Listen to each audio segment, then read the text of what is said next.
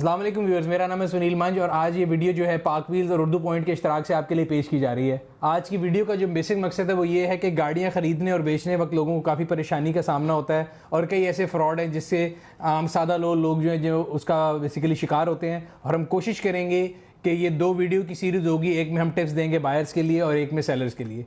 आज की जो वीडियो है वो बायर्स के लिए है, जिसका मकसद ये है कि हम बता सकें कि जो लोग गाड़ी ख़रीदना चाह रहे हैं उनके साथ क्या क्या चीज़ें हो सकती हैं या क्या क्या चीज़ें हैं जिनका उनको ख्याल रखना चाहिए।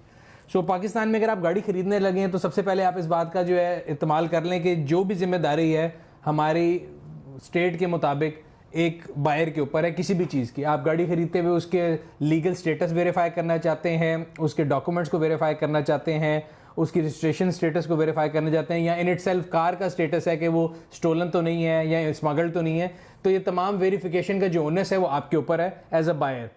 जिम्मेदारी आपके अपने कंधों पे है, आप अपना पैसा लगा रहे हैं, आपका हार्ड एंड मनी है जो कि आप गाड़ी खरीदने पे लगा रहे हैं। इसलिए इसका सबसे ज़्यादा दर्द भी आपको होना चाहिए और उसकी जिम्मेदारी भी स्टेट ने आपके ऊपर ही डाली हुई है। तो अगर हम बात करें, पाकिस्तान में दो किस्म की गाड़ियां हैं, एक लोकल और एक इंपोर्टेड।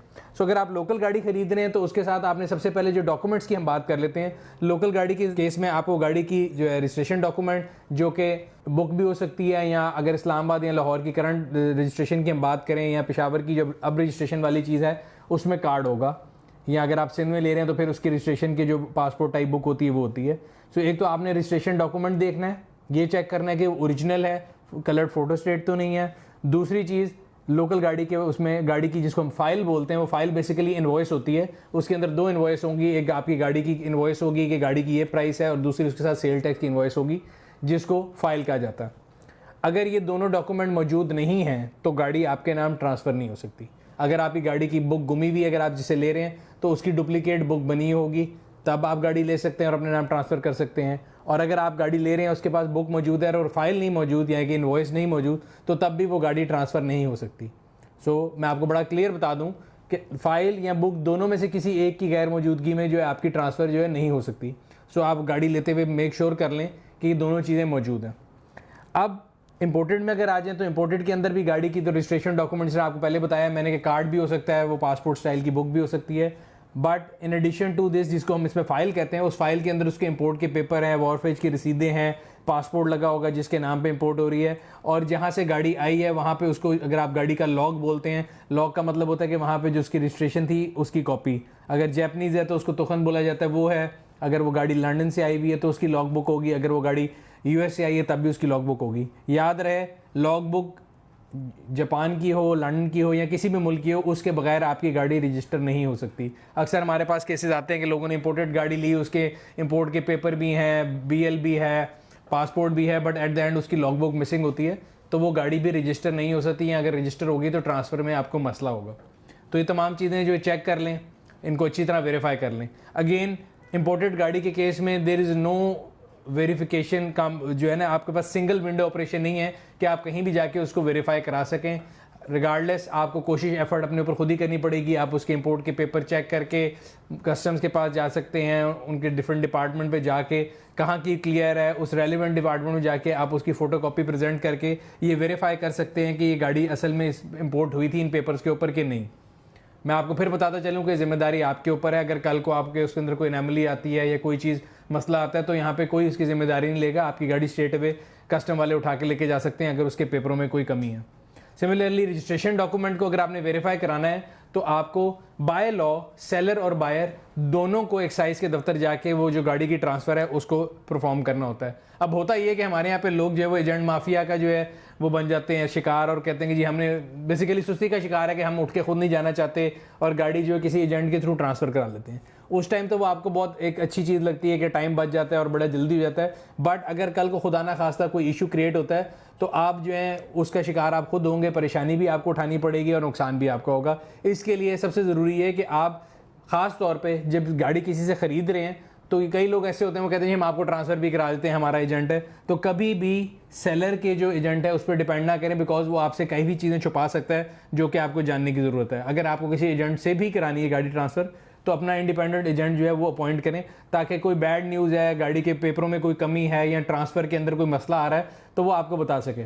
होता ये है कि जब आप ट्रांसफ़र के लिए जाते हैं तो कई दफ़ा पता लगता है कि गाड़ी की फ़ाइल के अंदर कोई डॉक्यूमेंट लगा हुआ है या किसी चीज़ की कमी है या कोई नोट लगा हुआ है जिसकी वजह से वो ट्रांसफ़र नहीं हो पा रही, और कोशिश की जाती है कि जी उसके लिए कोई रिश्वत मांगी जाए या कोई पैसे लेके मुकमुका करके आपको गाड़ी ट्रांसफ़र करके दी जाए। तो अगर आप सेलर के एजेंट पे बिलीव करेंगे या उस पर डिपेंड करेंगे तो वो इस तरह की न्यूज़ कभी आप तक आने नहीं देगा, और वो पैसे लगा के जो भी मसला मसाइल है उसको उस टाइम के लिए तो हल कर देगा, लेकिन साल बाद, 2 साल बाद, 3 साल बाद जब आपने वो गाड़ी बेचनी होगी तो आपको फिर परेशानी का सामना करना पड़ेगा। एक और चीज़, ये तमाम चीज़ें तो डॉक्यूमेंट की वेरिफिकेशन तक हैं, लेकिन इसके बाद जब आपने गाड़ी को फिजिकली चेक करना है तो मेरे ख्याल से सबसे इंपॉर्टेंट चीज़ ये है, अगेन वो इंपोर्टेड गाड़ी है तो आप उसकी ऑक्शन शीट वेरीफाई ज़रूर कराएं कि आप जब गाड़ी खरीद रहे हैं तो जब इंपोर्ट हुई थी तो किस फॉर्म में हुई थी। Auction sheet verification service park wheels भी ऑफर करता है, इसके अलावा और जगह से भी आप करवा सकते हैं, किसी डीलर से भी करवा सकते हैं, किसी दोस्त से कह के भी करवा सकते हैं। सो ये आपको एक स्नैपशॉट दे देगा कि जब गाड़ी वहाँ से निकली थी इंपोर्टेड के केस में तो कैसी थी। और लोकल गाड़ी अगर है या इंपोर्टेड यूज गाड़ी है तो फिर आप जब आप गाड़ी लेने जा रहे हैं तो अपने साथ किसी माहिर दोस्त को ले जाएं, किसी मैकेनिक को ले जाएं या किसी ऐसे बंदे को ले जाएं जिसको आप ट्रस्ट भी करते हैं और उसको गाड़ी का पता भी है।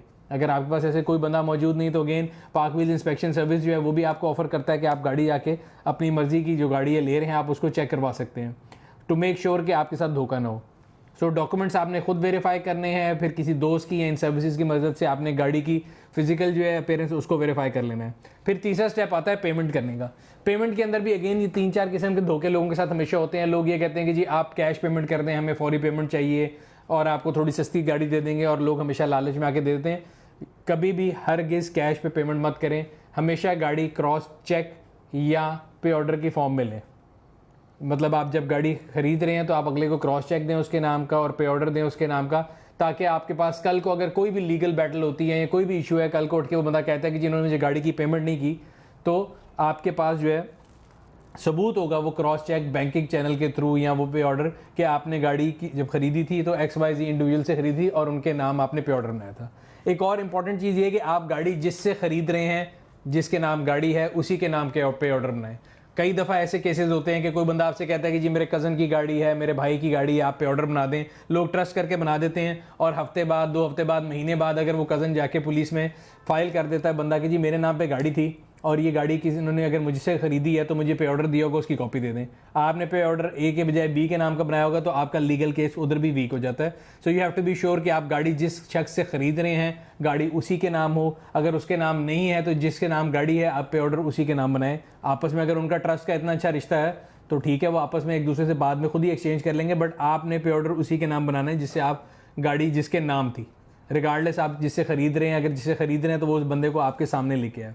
एक और चीज़ आप गाड़ी के चेसिस के साथ इंपोर्टेड गाड़ियों में होता है कि चेसिस नंबर कहीं पे टेम्पर किया जाता है। वो ख़ास तौर पे अगर लोकल गाड़ी चोरी होकर वापस आती है या इंपोर्टेड गाड़ी है तो उस केसेस में फिर अगेन मैं बताऊं कि जिम्मेदारी आपके अपने ऊपर है। अगर आप सिंध में गाड़ी ले रहे हैं तो उसका एक CPLC चेक होता है, वो आपको चेक करके एक रसीद देते हैं। उसके अलावा पाकिस्तान के किसी सूबे में बेशक आप उसको CIA चेक कराएं, FIA चेक कराएं, वो आपको ज़बानी तो बता देते हैं बट आपके पास कोई रिटर्न सबूत नहीं है कि आपने गाड़ी चेक कराई है। But again it's better to be on safe side, आप उसको भी चेक कराएं ताकि आप कल को जब गाड़ी ले रहे हैं तो उसकी जो चोरी की कोई रिपोर्ट ना हुई हो, उसके ऊपर कोई कस्टम का केस ना हो। इसी तरह आप पंजाब के अंदर सेफ सिटी के जो चलान है वो गाड़ी के नंबर के ऊपर आते हैं, तो अगर आप पंजाब से गाड़ी खरीद रहे हैं तो आप उस नंबर पे आप उसकी सेफ सिटी की वेबसाइट के ऊपर जाके गाड़ी का नंबर और जो सेलर का CNIC नंबर है वो डाल के चेक कर सकते हैं कि गाड़ी के ऊपर कोई पेंडिंग चलान तो नहीं है। और सबसे आखिरी बात, एक्साइज के दफ्तर जब आप जाएं खुद कोशिश करें जाएं। आई अंडरस्टैंड एक थोड़ा लंबा प्रोसीजर है, लोगों को थोड़ी दिक्कत ज़रूर होती है, एजेंट माफिया है वो आपको डिस्करेज करेगा कि जी आप खुद वहाँ पे ना जाएं। बट अगेन मैं आपको बता रहा हूँ कि ऐसी बुरी खबर जो कि आपको बाद में आपके लिए परेशानी का बायस बन सकती है, अगर आप एजेंट माफिया को इन्वॉल्व करेंगे वो खबर कभी आप तक नहीं आएगी। जाएँ, जाके गाड़ी को ट्रांसफ़र कराएँ, और अगर तो वो गाड़ी आपके नाम ट्रांसफ़र हो जाती है दिस मीन्स कि उस गाड़ी के पेपर और डॉक्यूमेंट क्लियर हैं। मगर अगर वो ट्रांसफ़र नहीं हो रही, उसके अंदर कोई मसला आ रहा है कि जी उसके अंदर कोई नोट लगा हुआ है फाइल में, तो अगेन ये भी एक इशू है कि आपको चेक करना है। एक और चीज़ मैं आपको बताता चलूँ कि फ़ाइल जिसको बोलते हैं जो गाड़ी के इंपोर्ट के पेपर हैं या इनवॉइस है, डिपेंडिंग अपॉन आप किस सूबे में और किस टाइम की गाड़ी ले रहे हैं उसमें रिटर्न और नॉन रिटर्न फाइल का भी चक्कर है। सिंध में काफ़ी अरसे तक जो है वो गाड़ियों की फ़ाइल एक्साइज के अंदर ही रहती थी और आपको रिटर्न नहीं की जाती थी, लेकिन पोस्ट 2005 आपको रिटर्न फाइल मिलती है। इसी तरह अगर अभी हम इस्लामाबाद की बात करें, इस्लामाबाद में रिसेंटली पिछले साल तक आपको फ़ाइल नहीं मिलती थी और अब उन्होंने ऑप्शन शुरू किया कि वो साथ शायद फ़ाइल वापस देना शुरू करेंगे। अभी तक नहीं की लेकिन करने लगे हैं। तो उस केस में आपके पास फ़ाइल नहीं है, लेकिन आप जब भी गाड़ी अपनी इस्लामाबाद की ख़रीदें तो आप इस्लामाबाद एक्साइज़ के दफ्तर जाके अपने सामने गाड़ी को ट्रांसफ़र करवाएं और ये मेक श्योर कर लें कि रिकॉर्ड के अंदर गाड़ी की फ़ाइल मौजूद है, वरना आपको कल को फिर परेशानी का सामना करना पड़ेगा। सो ये थोड़ी बहुत टिप थी मेरे ख्याल से, जो कि एक बायर के लिहाज से बहुत ज़रूरी है। सबसे इंपॉर्टेंट चीज़ आखिर में मैं आपको बता दूं कि जब आप गाड़ी ख़रीद रहे हैं तो किसी भी बंदे को जब आप बुला रहे होंगे, अगेन मैं आपको कैश से ट्रांजेक्शन पे 2 वजह से मना कर रहा हूँ कि एक तो कोई आपके पास सबूत नहीं होता, दूसरा कल को अगर आप किसी एक इंडिविजुअल से गाड़ी खरीद रहे हैं, आप उसको नहीं जानते और वो आपको किसी XY जगह पे बुलाते हैं और आप कैश लेके जा रहे हैं, तो वो आपके लिए वैसे भी सिक्योरिटी रिस्क हो सकता है। कोशिश करें कि आप जब भी गाड़ी की ट्रांजेक्शन करें तो एक इंडिपेंडेंट प्लेस पे बुलाएं, उनको बैंक बुला लें, आप उनको पे ऑर्डर उनके हवाले करें, वो पे ऑर्डर को वेरीफाई कराएं, चेक देना तो चेक को वेरीफाई कराएं, अपने अकाउंट में डिपॉजिट कराएं और उधर ही आपको गाड़ी जो है आपके हवाले करें और आप फिर उसको ट्रांसफ़र करा के अपने पास ले जाएँ। सो ये थोड़े बहुत टिप्स हैं मेरे ख्याल से जो कि बायर्स के लिए बहुत ज़रूरी हैं, ताकि आप धोखे से भी बच सकें। और लॉन्ग टर्म में मैं अगेन ये बात रिपीट कर रहा हूँ कि पाकिस्तान में एक उर्दू टर्म यूज़ की जाती है, मुश्तरी होशियार बाश।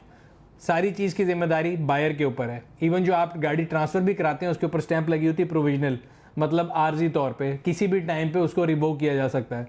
तो इस सिलसिले में गाड़ी ख़रीदते वक्त जितना होमवर्क है वो तमाम के तमाम आपकी यानी बायर की जिम्मेदारी है।